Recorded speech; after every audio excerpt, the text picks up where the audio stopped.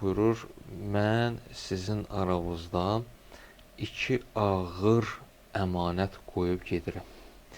İki ağır əmanəti sizə tapşırıram.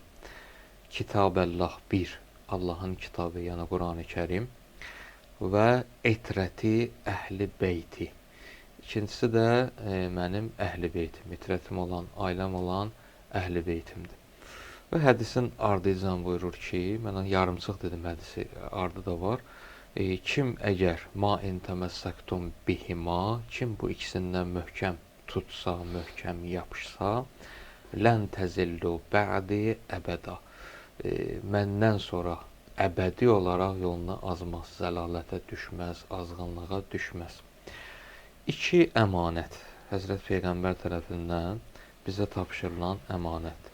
Maraqlı tərəfi də budur ki, bəzi yerlərdə nəql olunanda bəzi səhabələr Peyğəmbər sallallahu əleyhidən bu hədisi eşidəndə onlar belə nəql edirlər ki, Həzrət Peyğəmbər o necə ki bir insan bir sözü danışanda onun indiki müasir zamanda bədən dilinə də baxırlar. Elə bil o dövrdə də səhabələr Peyğəmbər sallallahu əleyhin bu hədisi nəql eləyəndə onun elədiyi işarəyə baxıblar.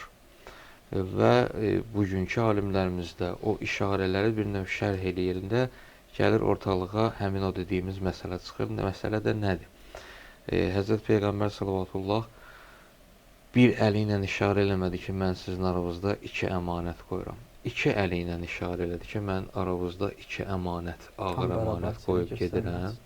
Bəli. Niyə görə? İndi məsələn şərh eləyəndə deyirlər ki, çünki əgər belə desəydi, Peyğəmbər özü qəsdən bu sözü, bu hərəkət eləyib, bu işarələr eləyib. Əgər belə desəydi, burada barmağın biri qısadır, biri uzundur. Barmaqların hansı ilə də göstərsəydi belə, bir əlin barmağı ilə fərq olacaqdı arasında. Amma iki əlin eyni şəhadət barmağı ilə göstərməsi, yəni ikisi də birdir.